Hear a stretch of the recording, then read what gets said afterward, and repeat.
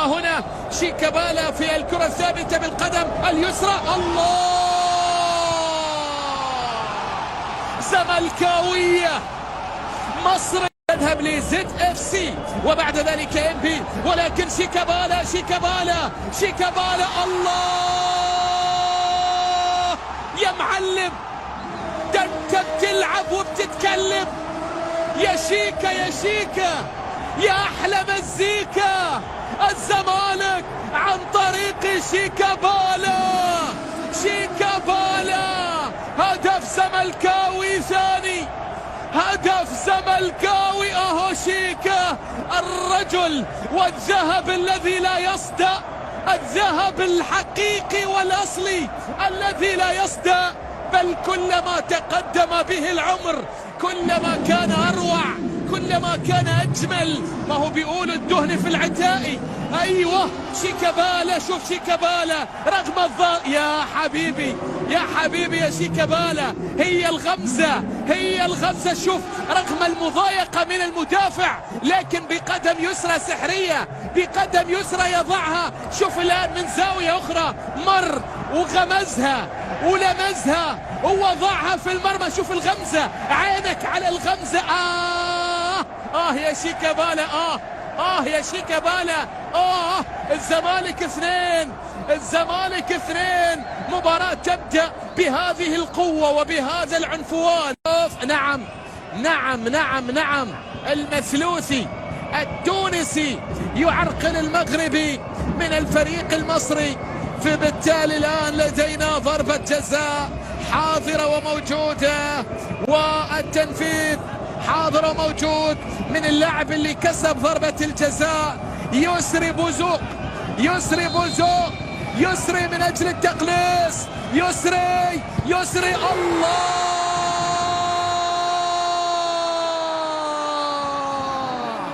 الرجاء يعود، الرجاء يسجل من أجل الحفاظ على ما تبقى من رجاء في هذا اللقاء. 1 للرجاء، عادوا مرة أخرى من علامة الجزاء. الرجاء يسجل عن طريق يسري بوزوق يسجل، وبالتالي 2-1 من علامة الجزاء. سجل الرجاء، وبالتالي شوف وضعها في منتصف مرمى عواد، ليعود الرجاء مرة أخرى ويحافظ على آماله في هذا اللقاء، في هذه المباراة. 2-1 أصبحت النتيجة. 2-1 أصبحت النتيجة الآن. أتت الصافرة، يتقدم. الله، التعادل الرجاء الأخضر، التعادل للنسور لنادي الشعب. عادوا قبل أن ينتهي اللقاء، عادوا لأنهم الرجاء، عادوا من ضربة الجزاء، سجلوا واحتفلوا كما يكون الوفاء. الرجاء يسجل، الرجاء يعود إلى المباراة من جديد. الرجاء لا يستسلم. نوفل الزرهوني فعلها وسجل من ضربة الجزاء الهدف الثاني. وضعها